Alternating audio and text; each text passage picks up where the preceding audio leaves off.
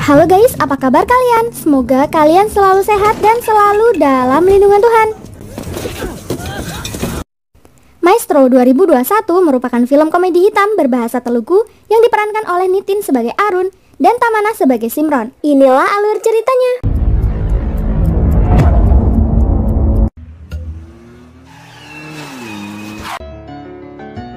Ini adalah Arun, seorang pianis hebat yang berpura-pura buta untuk meningkatkan fokus dan keterampilan pianonya. Saat sedang asyik bermain piano, tiba-tiba pianonya rusak sehingga Arun pun pergi mencari piano baru. Sesampainya di toko alat musik, Arun berniat untuk membeli piano bekas. Karena 2 bulan lagi Arun akan mengikuti sebuah kompetisi dan dia harus segera menyelesaikan lagunya. Karena di toko tersebut sedang kosong, dia meminta pemilik toko untuk memberitahunya jika ada yang menjual piano. Sementara, seorang aktor kawakan bernama Mohan dan istri mudanya bernama Simron sedang mengunjungi seremoni pembukaan camp donor organ milik mereka dan mereka pun berniat mendonorkan organnya. Scene berlanjut. Di rumah, Mohan merekam istrinya yang sedang masak. Tiba-tiba, Simron marah-marah kepada Mohan. Dia marah karena sudah 4 tahun Mohan tak kunjung mengenalkan dia kepada sutradara kenalannya dan Simron pun menuduh Mohan akan meracuninya. Setelah melihat ekspresi Mohan yang kebingungan, Simron pun tertawa. Ternyata Simron hanya sedang latihan akting untuk mengikuti audisi di serial TV. Mohan pun bangga dengan bakat akting Simron.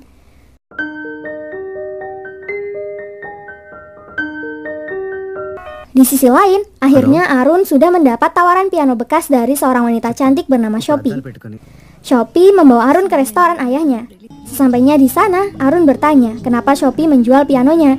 Shopee pun menjelaskan bahwa dia menjual semua properti yang ada di restoran karena bisnisnya tidak berjalan dengan lancar sebab sudah banyak pesaingnya. Saat Arun mulai mencoba memainkan piano tersebut, ayah Shopee yang mendengarnya pun merasa terkesan. Wonderful tune. Ayah menjelaskan bahwa dia akan menjual pianonya sebesar 80.000 rupiah. Arun tak punya sebanyak itu. Dia lalu memberikan ide untuk berlatih setiap hari di sana dan menghibur pelanggan dengan musiknya. Dengan begitu, usaha ayah Shopee bisa meningkat. Hal itu tentu saja disetujui oleh Shopee dan ayahnya. Saat Shopee mengantar Arun pulang, dia bertanya apa yang terjadi dengan mata Arun. Arun menjelaskan bahwa 14 tahun yang lalu, sebuah bola kriket mengenai matanya dan merusak syaraf optiknya. Bye. Sesampainya di rumah, Arun melepas lensa dan melihat Shopee pergi. Hal itu dipergoki Tinku, sehingga Tinku mulai mencurigainya. Lanjut cerita, keesokan hari Arun memutuskan untuk melepas lensanya. Dia terpesona melihat kecantikan Shopee. Tapi Shopee melihat mata Arun yang nampak begitu normal. Arun pun berusaha meyakinkan Shopee kembali bahwa dia benar-benar buta. Hari demi hari Arun memainkan lagunya di restoran Shopee. Karena banyak orang yang menyukai lagunya, restoran pun menjadi ramai. Itu juga membuat Arun dan Shopee semakin akrab. Bahkan mereka saling jatuh cinta dan berpacaran.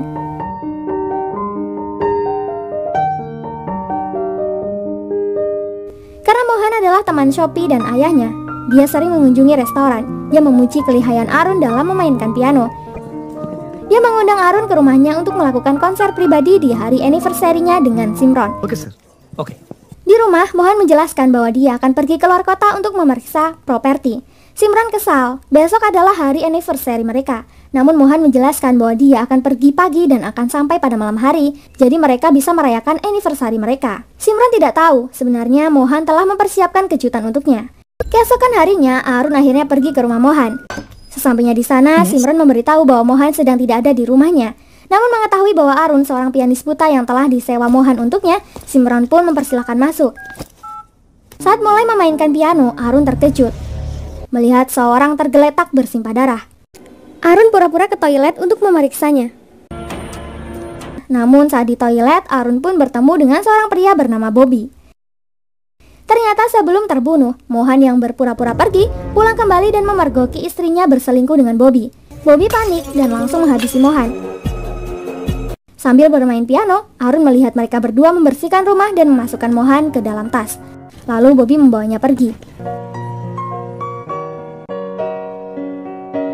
Lanjut cerita, Arun merasa bingung melihat kejadian tersebut. Dia meminta seseorang untuk memanggilkannya bajai dan mengantarnya ke kantor polisi. Namun setibanya di sana, saat dia mau melaporkan kasus pembunuhan, tiba-tiba Bobby datang. Ternyata Bobby adalah seorang inspektur polisi. Arun pun beralih melaporkan kucingnya yang hilang. Bobby yang curiga dengan Arun pun berniat membantu Arun mencari kucingnya yang hilang. Saat di rumah Arun, Bobby menginterogasi Arun. Dia menggeledah semua isi rumah Arun. Bobby pun memastikan apakah Arun benar-benar buta atau pura-pura buta saja. Untungnya kucing Arun segera kembali, sehingga tugas Bobby sudah selesai dan harus pergi dari rumah Arun. Scene berlanjut, Arun semakin kesal melihat Simron yang datang ke restoran, seolah-olah tidak pernah terjadi apa-apa. Setelah Simron pergi, Arun pun ikut pergi menggunakan bajai. Shopee pun merasa aneh dengan tingkah laku Arun. Di sisi lain, polisi menemukan mobil Mohan dan jasadnya. Berita kematian Mohan menjadi viral. Simron pun diincar media yang menginginkan info darinya, di mana Simron menjelaskan bahwa Mohan membawa 1 juta rupiah dalam koper warna merah, lalu meninggalkan rumahnya untuk bernegosiasi tanah. Meski begitu, kasus ini masih didalami oleh pihak kepolisian. Tak lama kemudian, seorang pria menemukan jam tangan milik Mohan di sebuah toilet. Dia pun dihajar karena dianggap berkaitan dengan kematian Mohan. Pavitra, putri sematawayang Mohan, meyakini bahwa itu jam milik ayahnya karena dia sendiri yang membelikan jam tersebut untuk kado Mohan. Di saat itu, Arun juga dimintai keterangan perihal kematian Mohan. Namun Arun berbohong tak mengetahui apa-apa karena dia takut. Scene berlanjut. Saat prosesi pemakaman Mohan, Simron dalam pidatonya berpura-pura sedih di depan banyak orang. Lalu seorang nenek bernama De Souza atau tetangga Mohan menjelaskan kepada salah seorang polisi bernama Srinivas. Dia mengatakan bahwa saat dia pulang dari kantor pos, dia melihat seorang pria masuk ke rumah Mohan. Lalu 10 menit kemudian, Mohan datang membawa hadiah. Setelah itu Arjun juga datang. Sayangnya nenek ini tak mengingat betul pria tersebut. Tapi jika dia melihat lagi, nenek Souza pasti mengenalinya. Setelah mendengar itu, Srinivas lanjut bertanya kepada Simron, apakah yang dikatakan nenek Souza itu benar. Dia pun mengelak dan mengatakan bahwa Bu Souza sudah tua. Mungkin dia lupa melihat kejadian itu sebenarnya kapan. Scene berlanjut. Di rumah Bobby, Srinivas mengatakan bahwa ada 10 orang yang melihat Bobby membuang jasad Mohan. Tapi Srinivas tak mempercayainya. Sedangkan Rina, istri Bobby, juga menaruh curiga dengan Simron. Bagaimana bisa Simron menikahi pria yang umurnya beda jauh darinya? Bisa jadi Mohan tidak bisa memuaskan Simron, sehingga Simron pun berselingkuh. Srinivas juga menambahkan, kemarin dia diberitahu nenek Souza tentang laki-laki yang memasuki rumah Mohan tepat sebelum kejadian. Rina menyuruh Bobby segera menemui nenek Souza untuk menggambar sketsa pelaku. Jika Bobby menemukan pelaku, dia pasti mendapatkan promosi jabatan. Sementara itu, Shopee menemui Arun karena dia kesal dengan Arun sudah 2 hari ini cuek terhadapnya. Arun meminta maaf kepadanya dan memintanya untuk menemuinya di rumah setelah dia selesai mengajari Pavitri belajar piano. Di saat yang sama, Simron mengeluhkan kepalanya yang pusing. Dia meminta Pavitri membelikannya obat di apotik. Setelah memastikan Pavitri pergi, Simron menemui Souza. Demi menghilangkan bukti, Simron melempar nenek Souza dari lantai atas rumahnya hingga tewas. Kebetulan Arun sudah sampai dan melihat kejadian itu. Namun dia masih pura-pura tak melihatnya. Karena kejadian itu, Arun tak jadi les dan segera pulang. Sesampainya di rumah, Arun menelpon Shopee, memintanya untuk datang ke rumahnya. Tingku yang penasaran, iseng merekam Arun di dapur. Tak lama kemudian Arun syok mengetahui Simron malah datang ke rumahnya. Simron memberikan manisan persembahan doa Mohan untuk Arun. Dan saat Arun membuatkan minuman, Mam, coffee. Simron memasukkan racun ke minuman Arun. Arun tahu dia hendak dihabisi Simron untuk menghilangkan bukti. Karena Arun menjatuhkan minumannya, Simron pun menodongkan pistol ke arahnya. Arun tampak ketakutan dan mengaku kalau dia hanya berpura-pura buta. Meski tak meminum racun yang diberikan Simron, tapi Arun terlanjur makan manisan Simron yang membuat Arun pingsan. Tak lama kemudian, Shopee datang ke rumah Arun. Sebelum dia masuk, Tingku memperlihatkan video tentang Arun yang tidak buta padanya. Shopee marah, apalagi dia mendapati Simron ada di sana.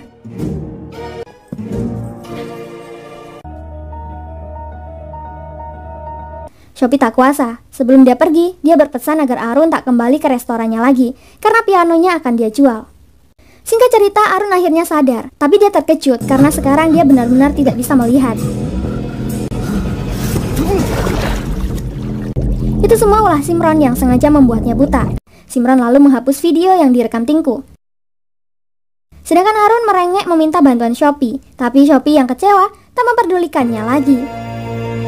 Di sisi lain, Simran menceritakan semuanya soal Arun kepada Bobby. Bobby merasa kesal, seharusnya Simran menghabisi Arun. Bobby takut jika suatu saat nanti Arun buka suara di depan media, dan itu akan membuat karirnya hancur. Lanjut cerita, Arun berniat pergi ke luar negeri. Namun ternyata Bobby telah mempersiapkan tali untuk membunuh Arun. Untungnya Arun berhasil kabur.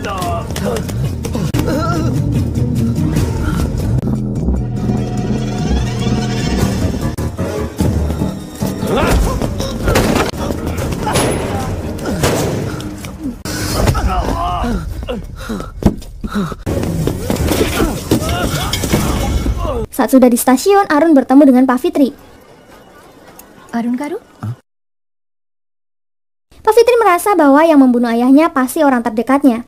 Arun berniat membongkar semuanya, tapi tiba-tiba Arun mencium kedatangan Simran, sehingga Arun tak jadi mengatakannya. Bye. Lalu Simran pun memastikan Arun masuki keretanya agar tak mendekati anak tirinya lagi. Sesaat setelah Arun berada di kereta, dia terbayang Simran yang berniat membunuh Pak Fitri. Dia bergegas keluar dan berniat menemui Pak Fitri. Namun di tengah perjalanan, Arun ditabrak oleh bajai yang langsung membawanya ke sebuah gedung tua. Swami, dokter spesialis organ dalam, mengambil sampel darah Arun. Sialnya, mereka bertiga ini adalah komplotan penjahat penjual organ manusia. Mengetahui 2 ginjalnya akan diambil, Arun berkata, "Tolong jangan lakukan ini, aku akan memberi kalian 1 crore. Aku bersumpah demi tato Dewa Siwa di lenganmu, Murali." Itu membuat Murali merasa Arjun adalah titisan Dewa Siwa. Mereka pun mengurungkan niatnya. Saat Arjun sadar dari anestesi, Murali bertanya, kenapa Arjun bisa tahu soal tato di lengannya, dan bagaimana dengan uang 1 crore yang ditawarkan Arjun untuk mereka. Arjun berkata, "Aku dulu pura-pura buta, aku tahu semua ciri-ciri Murali, tapi sekarang aku buta beneran. Dengar, anggaplah aku kupon lotre terbesar untukmu. Jika kau membantu dan melakukan apapun yang aku katakan, kau akan mendapatkan 1 crore-mu." Di sisi lain, Simran dan Bobby benar-benar merencanakan pembunuhan Pak Fitri. Mereka akan merekayasa kematian Pak Fitri seperti seorang depresi karena ditinggal mati ayahnya. Dengan begitu, publik tak akan mencurigai Simran. Lanjut cerita, Simran hendak melancarkan aksinya. Untungnya Arun sudah di rumah Pak Fitri dan membuat Simran terkejut, mengira Arun sudah pergi jauh. Simran segera menelpon Bobby. Bobby panik, dia meminta Simran membawa Arun ke pabrik gula dan akan dihabisi di sana. Sesudahnya di mobil, Arun meminta Simran untuk tidak membunuh Pak Fitri. Dia mengancam akan melaporkan Simran. Tak lama kemudian, sebuah bajai menghentikan laju mobil Simran. Arun pun membius Simran dan membawanya pergi. Malam harinya, Arun menelpon istri Bobby. Dia mengaku-ngaku sebagai seorang detektif sewaan Mohan yang bernama Asgar. Arun menjelaskan bahwa suaminya yang bernama Bobby telah selingkuh dengan Simran. Mereka juga membunuh Mohan karena terciduk selingkuh. Dia memiliki bukti sebuah rekaman video. Jika Rani tak memberinya uang 1 crore, maka bukti akan dia serahkan ke media. Rani sangat marah pada Bobby. Ternyata telur rebus yang selalu dia sajikan agar Bobby bisa perkasa di ranjang malah dipraktekkan untuk Simran. Untungnya Bobby bisa menenangkan istrinya setelah Srinivas menelpon dan memberitahu bahwa Simran telah meninggoy. Di mana berita menyampaikan bahwa Simran telah loncat dari jembatan akibat frustasi, keinginannya menjadi artis tidak jadi terwujud karena Mohan meninggal dunia. Namun keterangan Pak Fitri, dia terakhir melihat Simran pergi dengan Arjun. Mendengar berita tersebut, Shopee menyimpulkan bahwa mereka berdua telah kawin lari. Lanjut cerita, di klinik tua, Arun menjebak Simran untuk mengakui perbuatannya dan merekam perkataan Simran.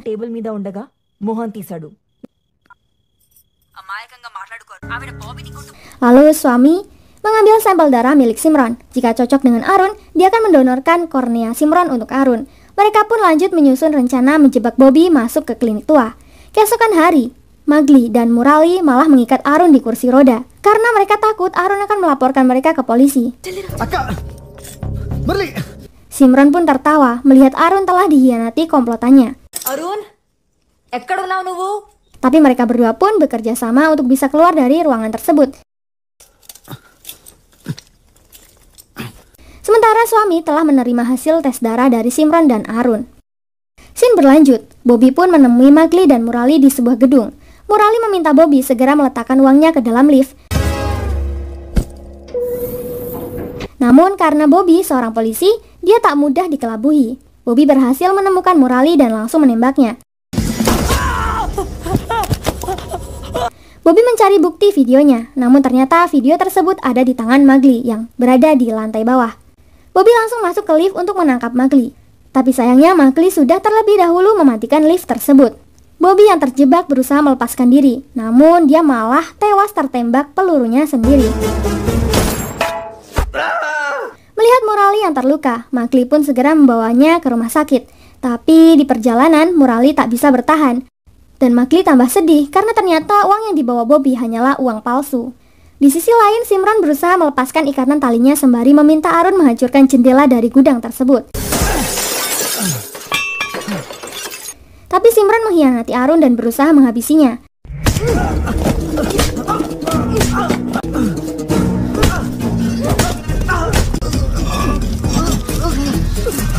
Tak lama suami akhirnya datang. Simran emosi dan mencoba menghabisi suami. Untungnya Arun berhasil menyelamatkan suami, sehingga suami berhasil membius Simran. Lanjut cerita, dokter suami membawa Arun dan Simran keluar goa. Suami berniat untuk menjual liver milik Simran kepada orang kaya raya yang anaknya membutuhkan donor liver. Karena Arun telah menolongnya, suami berjanji akan mendonorkan mata Simran untuk Arun bisa melihat lagi, karena kebetulan Simran dan Arun punya darah yang cocok. Tak lama kemudian, Simran yang tersadar mulai meminta tolong. Saat suami mengecek keadaan Simran, dia malah tertusuk Simran. Lalu Simran pun mengambil kendali mobil. Tak lama Pak Fitri menelpon dan memberitahu bahwa dia mempunyai petunjuk. Yang membunuh ayahnya adalah Simran. Arun meminta Simran untuk menyerahkan diri. Namun Simran malah menyuruh Arun turun dari mobilnya. Dan Simran pun mencoba menabraknya. Untung ada seorang petani yang mencoba menembak seekor kelinci. Namun peluru meleset dan membuat Simran kehilangan kendali. 2 tahun setelah kejadian itu, Arun sudah di luar negeri dan sering mendatangi panggung ke panggung. Shopee mendengar melodi piano khas milik Arun.